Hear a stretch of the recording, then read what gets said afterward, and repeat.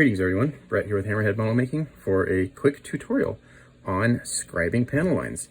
So these are the tools that I use to scribe panel lines. Some masking tape for most of my panel lines. This is some Tamiya tape. I think this is 2mm tape. This is for tight radiuses or small areas. And then I use this little razor saw as my scribing tool. I prefer this over traditional purpose-built scribing tools because, one, I have a long cutting surface, which makes cutting around like the circumference of a fuselage very easy. And it's very sharp, and so it cuts plastic really well. Plus, it's really easy to handle and maneuver, much better than I think like a pen type or, that type of scriber. So basically what I do is I lay down some tape along where I would like to scribe my panel line. And then using very light pressure, I just follow that tape around.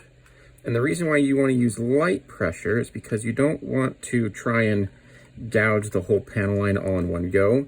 Because as you apply more pressure, you increase the risk that your scribing tool is going to jump and scratch whatever you're working on in a place that you don't want it scratched.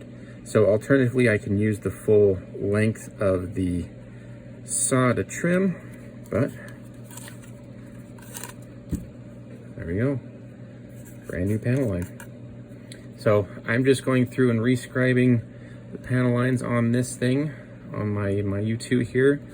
I've got the vertical tail done, and so I've got most of the upper fuselage. I'm still waiting for some stuff here to dry to keep sanding that, so I'm gonna wait on doing the front of the fuselage, but the rest of this I can get done. So I have a few more panels that I need to put into here, and then I'll finish up sanding that. But there you go. That's how you can easily scribe a panel line.